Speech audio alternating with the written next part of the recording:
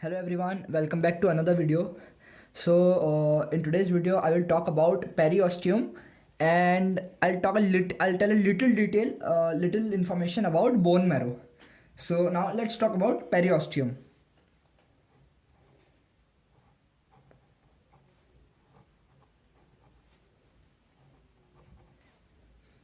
Periosteum. First, let's break down the word periosteum. When you break into peri and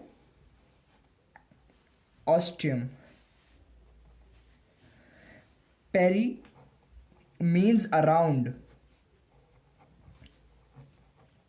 Peri means around, and osteon means bone. Periosteum is derived from Greek, and for the Latinized is periosteum, which is around bone. Now, what around bone? So the first thing is, what is periosteum? Periosteum, it is a fibrous connective tissue membrane, not a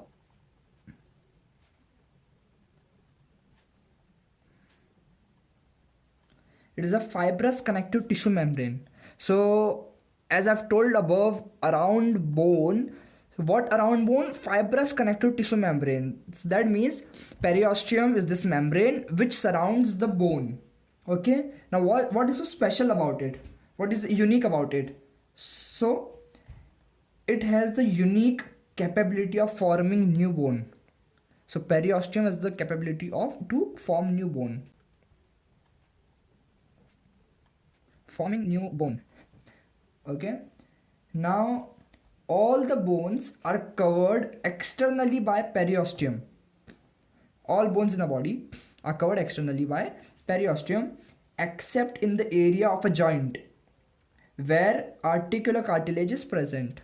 Okay, except at the area of joint, this area, because here articular cartilage is present which helps the bone join other bone.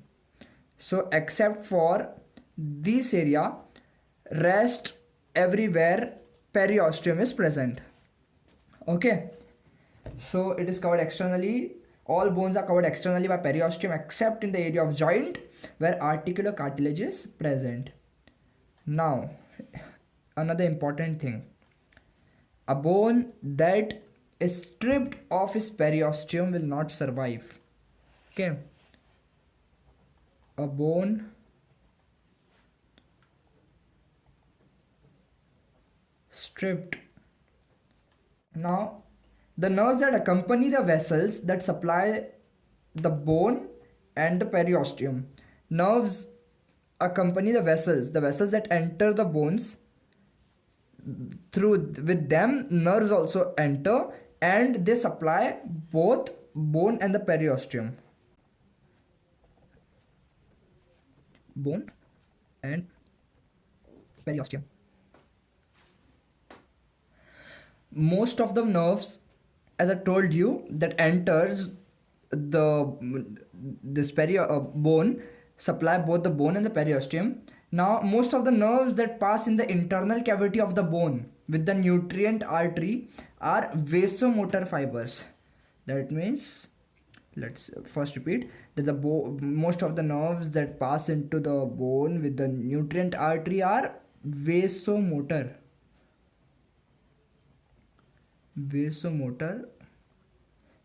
fibers. That means, that is, they regulate blood flow. These fibers regulate the blood flow. Now bone itself has a few sensory fibers. Okay, bone have few fibers.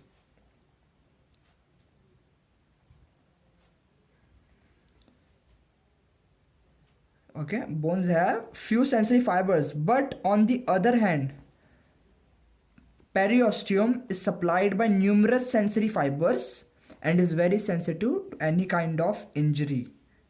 What? Periosteum supplied by with numerous sensory fibers and very sensitive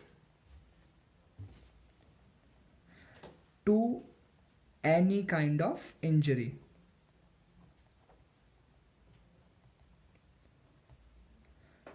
Okay, so this is the part about periosteum. Now I'll talk about the bone marrow. Okay, now the bone marrows are of two type, red and yellow. Bone marrow are of two type, that is red, which is myeloid tissue, and yellow.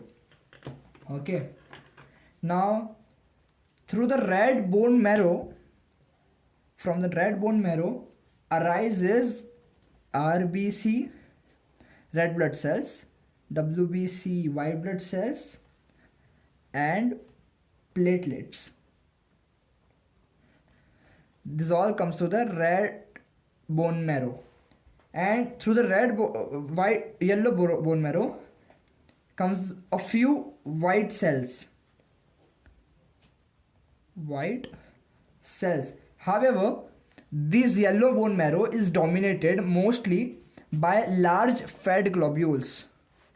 There are a large fat globules are present. As a result, it produces the yellow color, the yellow appearance of the marrow. Okay, now these bone marrows contain two type of stem cells. There are two type of stem cells. First one, hemopoietic.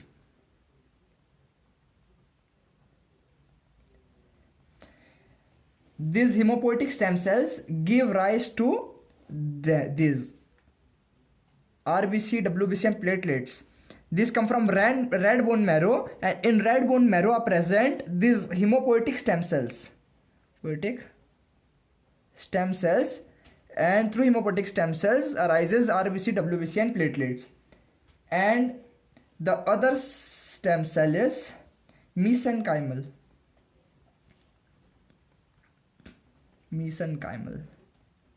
stem cells, and through these these stem cells differentiate into structures that form bone, cartilage or muscle.